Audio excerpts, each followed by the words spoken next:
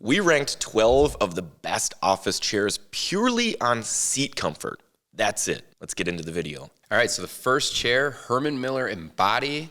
What do you got, Ryan? I actually really like the Embody seat. Flexible, thin. The node system is very unique. Some people don't like it, but I think it kind of gives me a suspended floating feeling. Lets you sit in a wide variety of positions. So for me, it's going to be A tier. The pixelated system's interesting on this particular one because I can feel it through the upholstered material, which like on the Logitech version you can't. So I'd probably score that one a little bit higher, but it reminds me a lot of mesh, but it's just a little bit more forgiving than mesh. In my opinion, A tier. Yeah, this is an A+ for me. It's a nice, large, supportive seat. It has enough room that you can kind of move around on a little bit. You don't ever feel like you're locked into a certain position. The recline on the Embody is so nice, and the comfortable seat just lends to that. I don't really have anything bad to say about this other than maybe the look of the side is a little funny to me, but it doesn't affect the comfort, so this is a high A. Boom, A tier right away. Nice. Across the board.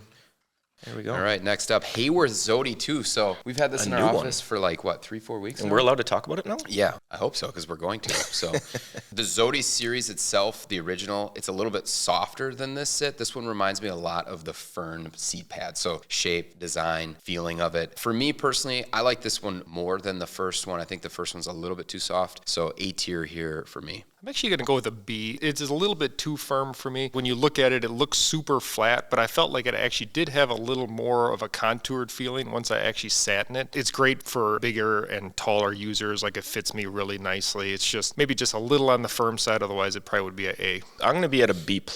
Now, I sit in the Fern every single day. It feels just like the Fern seat. I would prefer it to be a tad bit softer. I actually like the ZODY one a little bit more, and that's why I wouldn't bump it up to A, but it is something that I'm comfortable in 8 to 12 hours a day, and it's been 3 weeks now. So for me, it's a B tier. Wow, it goes B. Okay, we'll go B tier. You want to start this one, Robert? Yeah, sure. Okay. So Series 1, I just have some problems with this chair just because I'm taller. It's hard for me to fit in this. The seat pan doesn't quite go out far enough, but it doesn't really have any problems as far as comfort. There's nothing pushing into me or nothing that's like overly uncomfortable other than just the size. So I give it a C. It does have some cushioning, but it's not an amazing seat. Yeah, I'm going to be right there with Robert. It's middle of the road for me. It's a little bit too firm for my preferences, and I'd like it to have a little bit more flexibility like the higher end chairs from STEELCASE, but it's kind of to be expected for their low end product. There's nothing I really hate about the seat, just nothing I love, so middle of the road C tier for me. Ooh, so I'm going to be out on a limb here because I'm going B tier for the Series 1. I just think at the price point it's at, I think it's probably one of the most comfortable seats you're going to get around that price point. It fits me well, but if you're bigger, it probably won't. I like firm seat pads. I think this one's a good balance of firmness plus soft. I'm going B tier, but obviously I'm losing this one again, so C+.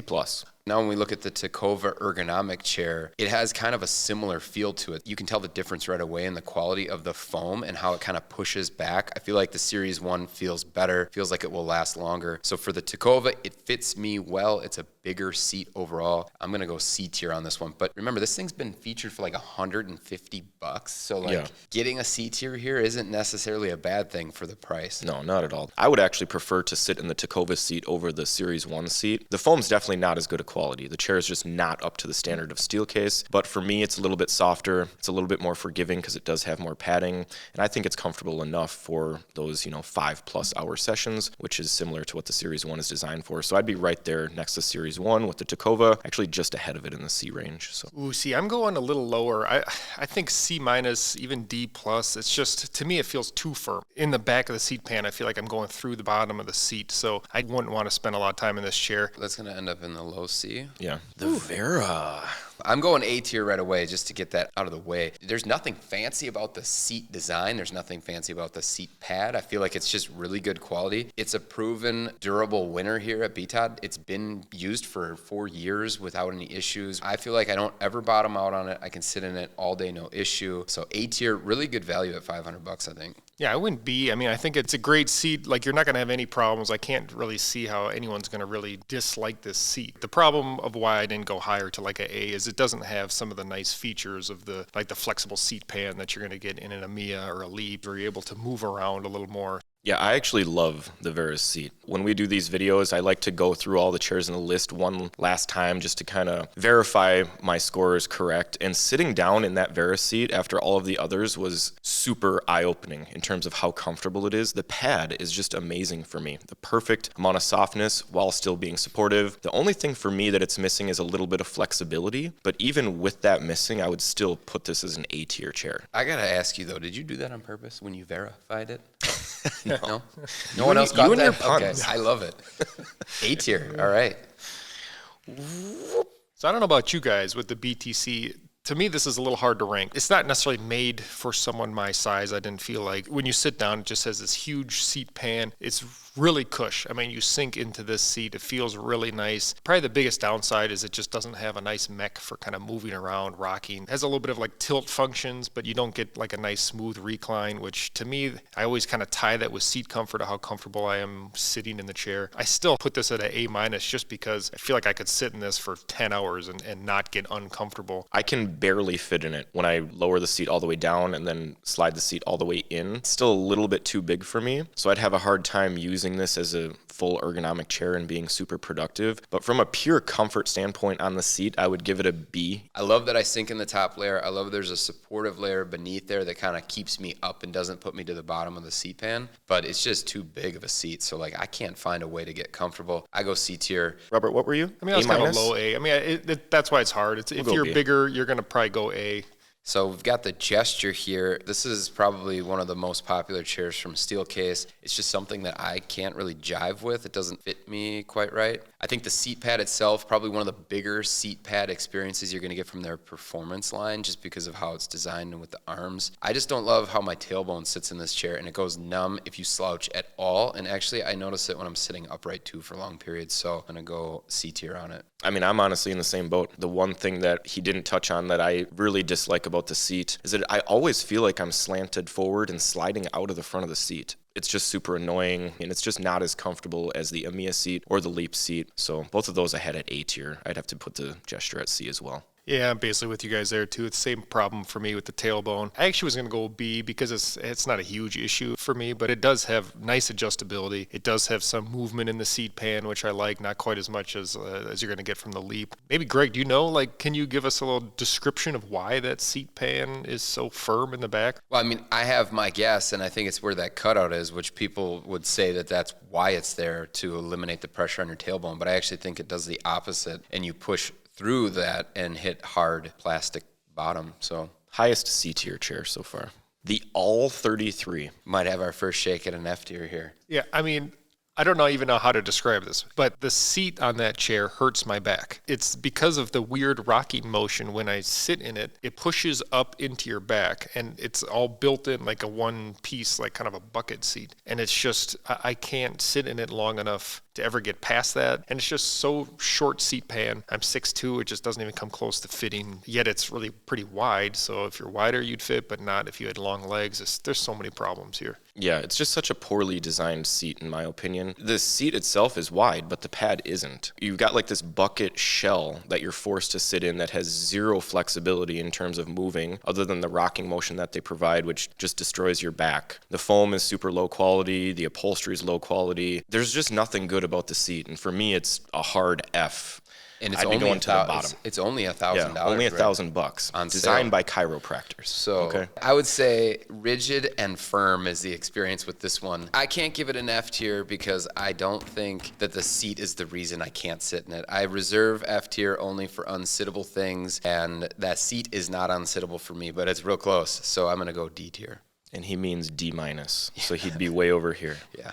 Knoll Regeneration. This is one that I'm actually a really big fan of. The seat isn't world-beating by anything. It doesn't look super fancy. It doesn't do anything super fancy. It's just a really consistent seat for me. And it has a ton of flexibility. And so for me, I would put this up A tier. Yeah, I was going to put it at a B plus. I'm right there with Ryan with it has the flexibility. It's not a huge seat, but it does have the seat depth adjustment, so you can get it to fit you pretty well. It's kind of just like a sleeper pick because it doesn't look like it's going to be a comfortable chair or a comfortable seat. But when you sit in it, you're like, okay, this is pretty nice. So it's a solid B plus. This one is interesting because it's on a really thin seat, like frame construction. The pad is not thick. I think that's what really saves it, is the thin design in that frame and allows that flexibility that gives you a similar feel to like a STEELCASE chair or something like it. For me, the only miss is that I just wish that the pad was just a little bit thicker. Just because it's a little bit too thin for me, I'm going to go B plus, so it's in B.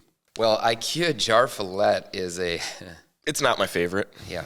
It doesn't have a lot of redeeming characteristics. It's not the all 33, but the foam is lower quality, has a pretty hard seat pan. You're not going to get any flexibility, but I would probably still have this somewhere around a D. I want to know how that pad is like twice or 3 times as thick as the all 33, but it still feels the same when you sit in it. It's like sitting on a brick. It does. My top bullet is this is awful. A lot of you looking for a comfortable seat probably should look elsewhere, unfortunately. Now, it's not unsittable again, so I'm going D tier. Yeah, I'm with the D too. It's funny how it has seat depth adjustment, but it doesn't really matter because it's still way too shallow. So I'm just hanging way off the front of the seat, even though it has a really tall back. So it looks like it would be good for tall people, but it's just not. So the only redeeming quality is it doesn't necessarily have anything that's like hurting, like that makes it unsittable, like Greg said. So it's not a F, but I still put this in the D.